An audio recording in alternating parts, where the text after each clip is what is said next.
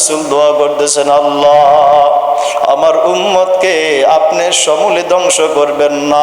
আল্লাহু আকবার। এমন জামানা ছিল, খাদ্য খাইতো, খাবার খাইতো, কথাবার্তা বলতো, বেয়াদবি করতো, সাথে সাথে খাবারের দস্তর আসমানে উঠে যাইতো। আল্লাহু আকবার। গুনাহ করে ফেলতো, সকালবেলা উঠে দেখতো কুকুরের মতো চেহারা হয়ে গেছে, শুকুরের মতো চেহারা হয়ে গেছে, বানরের মতো চেহারা হয়ে গেছে, গাধার ন্যায় চেহারা হয়ে গেছে। আল্লাহু আকবার। এই ইতিহাসগুলো, এই ঘটনাগুলো রহমতের নবী জানতেন, বুঝতেন, অনুধাবন করতেন। আল্লাহ পাকের কাছে দোয়া করতেন, বলতেন, মাওলা আমার উম্মত গুনাহ করে ফেলবে, আমার উম্মত যখন এই হালাতটা হয়ে যাবে, আয় আল্লাহ আমার উম্মত বড় লজ্জিত হয়ে যাবে। ও আল্লাহ আমি এইটা সয়ে নিতে পারবো না, আমার উম্মতকে আপনি সমূলে ধ্বংস করে দিয়েন না। আয় আল্লাহ উম্মতের খাবার উঠায় নিয়েন না। আয় আল্লাহ উম্মতকে আপনি রহম করেন, দয়া করেন, মেহেরবানি করেন। রাসূলের দোয়ায়, ও উম্মত, আল্লাহর বান্দা নবীর উম্মত, মুসলমান ভাই, রাসূলের দোয়ায় আপনি আমি গুনাহ করি, কিন্তু আল্লাহ পাক আপনাকে আমাকে ধরেন না।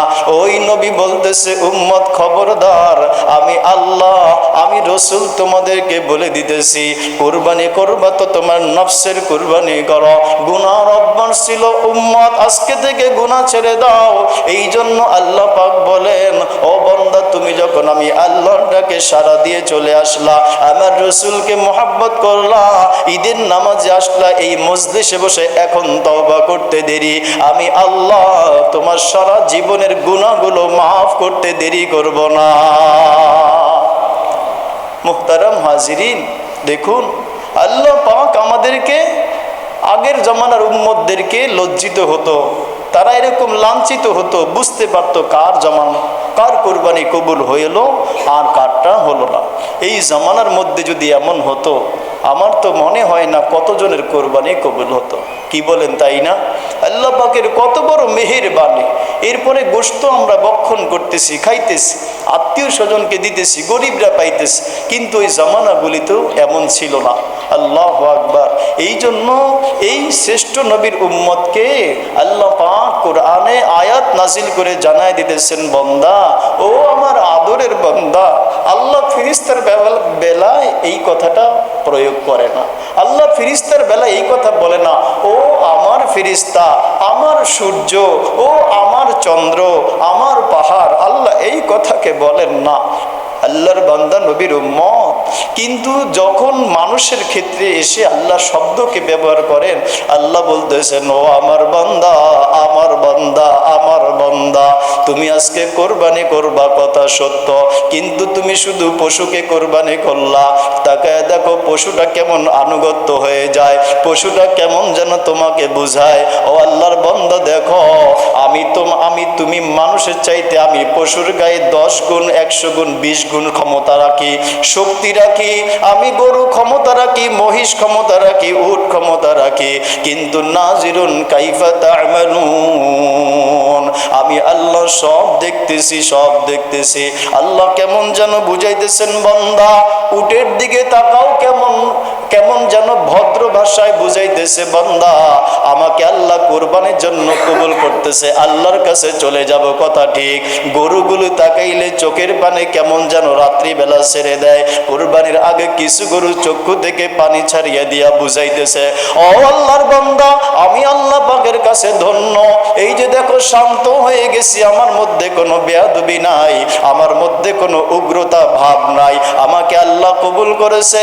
গরু কেমন যেন বুঝাইতেছে, আল্লাহ যে তোমার জন্য কোরবানি করলো, সে যেন তোমার হুকুমের মধ্যে কোরবানি যদি না করে, ও আল্লাহ সে যদি তোমাকে সন্তুষ্টির জন্য কোরবানি না করলো, ও আল্লাহ যদি মানুষ দেখানোর জন্য কোরবানি আমাকে কোরবানি দিল, ও আল্লাহ লোক দেখানোর জন্য কোরবানি দিল, নাম যশ খ্যাতির জন্য যদি কোরবানি দিল, আল্লাহ কাছে কেমন যেন গরুটা বলে, ও আল্লাহ আমি তো তোমার কাছে চলে যাব, আমার গোশত ওরা ভক্ষণ করবে সেটাও জানি, কিন্তু আল্লাহ তুমি কি করবা না করবা এটা জানি না। গরু কেমন যেন বুঝায়, আল্লাহ তুমি কুদরতি নজর দিয়ে তাকায় দেখো, তোমার বান্দার নিচে আমি কল্লাটা দিয়া দিলাম, মাথাটা দিয়া দিলাম, ও আল্লাহ আমি দেখতে চাই, জানতে চাই, বুঝতে চাই, জোহরের বেলা তুমি যখন এদেরকে আজান দিয়া ডাক দিবা, এদের গর্দানটা তোমার কুদরতি পায়ে সিজদা দিবে কিনা। এটা বুঝাইতে থাকে। আল্লাহু আকবার। যাই হোক, সারা জীবন শুধু শুনলাম, কিন্তু কার কোরবানি কবুল হলো এই জামানার মধ্যে, কার কোরবানি কবুল হলো, কারটা কবুল হলো না, এই কথা কি আজ পর্যন্ত শুনছেন? কিন্তু আজকে যদি আপনাদেরকে একটা মানদণ্ড দিয়ে দিই, যে আজকে এই মিম্বর থেকে বলি, আপনি বুঝে নেবেন যে আমার কোরবানি কবুল হয়েছে আর আমারটা কোরবানি কবুল হয় নাই। এইটা কোনো থার্মোমিটার লাগানো থাকবে না, আর মিটারও লাগানো থাকবে না যে কত পার্সেন্ট উঠলো, কিন্তু একটা মানদণ্ড আপনাকে আজকে দিয়ে দেই। আপনি বুঝবেন কেমন করে যে আমার কোরবানি কবুল হলো কি হলো না? চাই পশু কোরবানি হোক, আমার গুনাহর কোরবানি হোক, গান বাজনার অভ্যাসকে পরিহার করা হোক, এই সবগুলো গুনাহ ছেড়ে দেওয়া, এইটাও একটা কোরবানি। সুবহানাল্লাহ ওয়া বিহামদিহি। এখন আসেন, আপনি কেমন করে বুঝবেন, কিভাবে বুঝবেন যে আমার কোরবানি, পশু কোরবানি কবুল হলো কি হলো না? এর একটা ছোট্ট মানদণ্ড আছে, বলবো ভাই।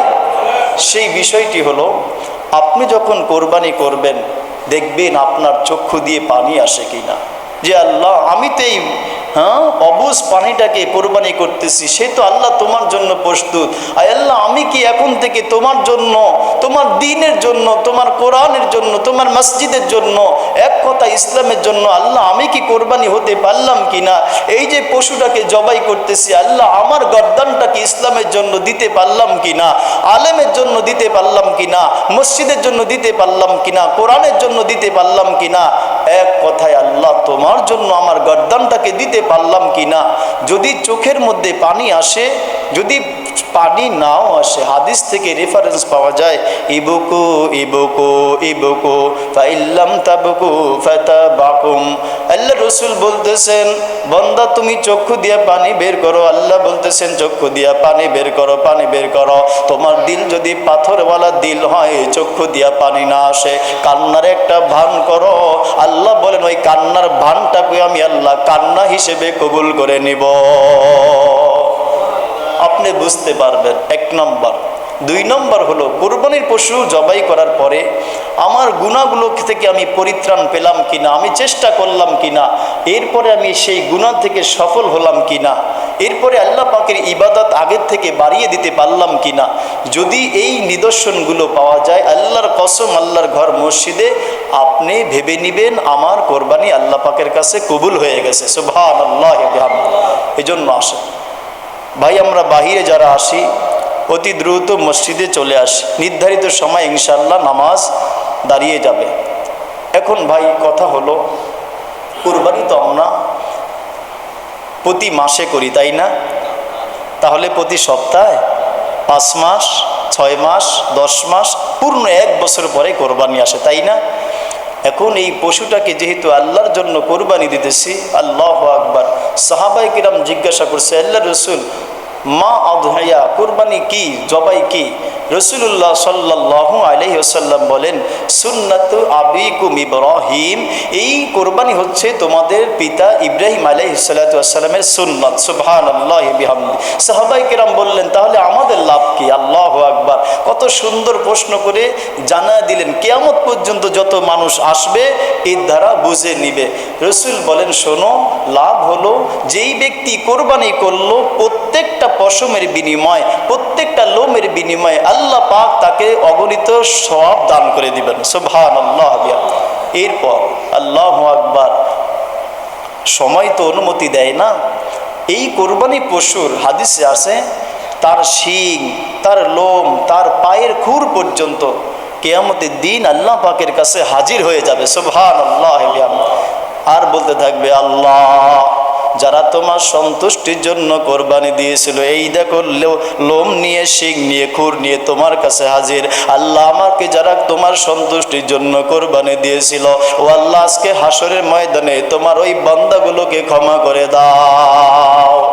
কিন্তু লোক দেখানোর জন্য হলে উল্টা অভিযোগ করবে। এই জন্য এখন থেকে নিয়তকে খালেস করে নেই, যে আমি যদি কোরবানি করি এই জন্য, আহা আমি বাড়িওয়ালা, কোরবানি না দিলে কেমন দেখা যায়। যদি নিয়ত এই ধরনের থাকে, নিয়তকে সহি করে নেই। আরেকটা কথা হলো, নিজের পশু যদি নিজে জবাই করতে পারেন উত্তম। ভাই কথাটা বুঝতেছেন? নিজের পশু নিজে জবাই করতে পারলে উত্তম, কিন্তু না পারলে কোরবানিটাকে নষ্ট করার কোনো প্রয়োজন নাই। আপনি আমাদের আলহামদুলিল্লাহ আমাদের এই সানি ইমাম সাহেব মুয়াজ্জিন সাহেব উনিও জবাই করেন, যারা অভিজ্ঞ আছেন এদেরকে দিয়ে করাবেন। আর কুরবানির পশুকে কষ্ট দেওয়ার কখনোই জায়েজ হবে না, কখনোই জায়েজ হবে না। অনেক ভাই আছে কসাই দ্বারা জবাই করায়, কসাইরা চায় কিভাবে তাড়াতাড়ি পাট দিয়ে হোক, গুতা দিয়ে হোক, যেই প্রক্রিয়ায় হোক একে শেষ করে দিয়ে তারপরে সে অন্য জায়গায় চলে যাবে। না, আপনি বলবেন ভাই তোমাকে 500 বেশি দিব, আমি 1.5 লাখ টাকা দিয়ে 2 লাখ টাকা দিয়ে গরু কিনলাম, আর তোমাকে 500 টাকার জন্য কোরবানির পশুকে কষ্ট দিব, তুমি এই আচরণটা করবা না। এই বিষয়ের দিকে খেয়াল রাখবো। এরপরে কোরবানির পশুকে যখন আমরা শোয়াবো, একদম ধ্রুম ধারিম করে কষ্ট দিয়ে এরকমভাবে না, শান্তভাবে ধীরে স্থিরে আস্তে আস্তে সুন্দরভাবে হাতগুলো পাগুলো সুন্দর করে বেঁধে, এরপরে তুলনামূলক অন্যান্য সময়ের চাইতে কোরবানি গরুগুলো একটু ভদ্র হয়ে থাকে, তাই না? এই রহম এই দয়া কার? আল্লাহ পাকের। আল্লাহু আকবার। এই যে কুরবানি আমি বুঝবো এইভাবে যে আমার চোখে পানি আসলো কিনা কুরবানি কবুল হওয়ার জন্য, এরপর কুরবানির পরে আমার নামাজ ঠিকমতো আদায় করতে পারতেছি কিনা, আমার কল্লাটাকে আল্লাহর জন্য দিলাম কিনা। আরে ভাই বলেন তো, আল্লাহর বান্দা নবীর উম্মত, যেই গরুটাকে আজকে কোরবানি দিব ওই গরুটা তো আগামী দিন আবার জীবিত থাকবে, তাই না? জীবিত থাকবে না, ঘাস খাবে না, পানি খাবে না। কিন্তু আল্লাহ পাকের কাছে আমাদের গর্দান যখন দিয়ে দেই, আমরা কি দুপুরবেলা সিজদা দিয়ে আসরের বেলা আবার নাস্তা করি না, রাতেবেলা খাই না? আল্লাহ পাক তো আমাদেরকে সব সুযোগ দিয়ে দিলেন, এরপরেও যদি আমরা না মানলাম, আমাদের চাইতে দুর্ভাগা আর কোনো জাতি হতে পারে না। যাই হোক, নির্ধারিত সময় হয়ে গেছে ইনশাআল্লাহ। এমনিতেই অন্য জায়গায় আমাদের অন্য এলাকায় 5:30 ঈদের জামাত হয়ে যায়, বিশেষ করে ঈদুল আজহা। কেননা এটা হলো ঈদুল আজহায় গরু কোরবানির একটা বিষয় থাকে। অনেক জায়গায় 5:30টায় 6টায়, হয়তো বা কোনো কল্যাণের কারণে, আবার 8টায়ও আছে 9টায়ও আছে, তাই না? আল ইসলাম ও বাইনাল ইফরাত ও তাফরিদ। ইসলাম হলো মাঝামাঝি ধর্ম, না বেশি বাড়াবাড়ি না বেশি সারাসারি। আলহামদুলিল্লাহ এই টাইমটাও ভালো আছে, না বেশি একেবারে 9টা 8টা, আবার না একেবারে 6টা, তাই না? সবাই বলি আলহামদুলিল্লাহ, এই টাইমটাও চলে আলহামদুলিল্লাহ। এখন আমরা যেহেতু ঈদের নামাজ বছরে একবার আসে, তাই না? বছরে একবার আসে, অনেক সময় জানাজা প্রায় সময় পড়তে হয়, অনেক সময় ঈদের নামাজ পড়তে গিয়ে জানাজার মতো আচরণ করে ফেলি, এরকম হয় না ভাই? এরকম হয় না? এজন্য একটু নিয়মটা শুনে নেই, এটা আমাদের নামাজেরই অন্তর্ভুক্ত। আবার কেউ মনে করবেন না এমনটা যে হুজুর বলল 7:30 তো বেজেই গেছে, আমরা নামাজের কথাই বলতেছি। আমরা নিয়ত করবো এইভাবে, নিয়ত সর্বপ্রথম যে আল্লাহ, আমি ঈদুল আজহার 2 রাকাত ওয়াজিব নামাজ অতিরিক্ত 6 তাকবীরের সহিত এই ইমামের পিছে আদায় করতেছি, আল্লাহু আকবার। নিয়ত বাসা থেকে আসছেন, ওইটাই হয়ে গেছে, এরপরও জবানে বললেন। এরপর নামাজে যখন দাঁড়াবো, মনোযোগ দিয়ে শুনি, অল্প সময়। নামাজে যখন দাঁড়াবো তখন ইমাম সাহেব প্রথম তাকবীর দিবে আল্লাহু আকবার, তাকবীর দিয়ে হাত বাঁধবে। ইমাম সাহেব সানা পড়বে, সানা পড়ার পরে সানা যখন শেষ, এরপর আবার অতিরিক্ত 3টা তাকবীর দিবে, আল্লাহু আকবার, হাত ছেড়ে দিব, আবার আল্লাহু আকবার, হাত ছেড়ে দিব।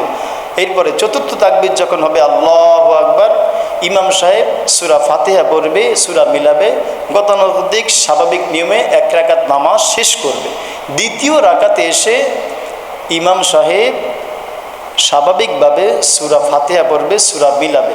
এরপর রুকুর আগে আবার সেই 3টা তাকবীর, আল্লাহু আকবার, হাত ছেড়ে দিব, আল্লাহু আকবার, হাত ছেড়ে দিব, আল্লাহু আকবার, হাত ছেড়ে দিব। চতুর্থ তাকবীর যখন দিবে আল্লাহু আকবার, তখন রুকুতে চলে যাবে। এই হলো মোটামুটি নিয়ম।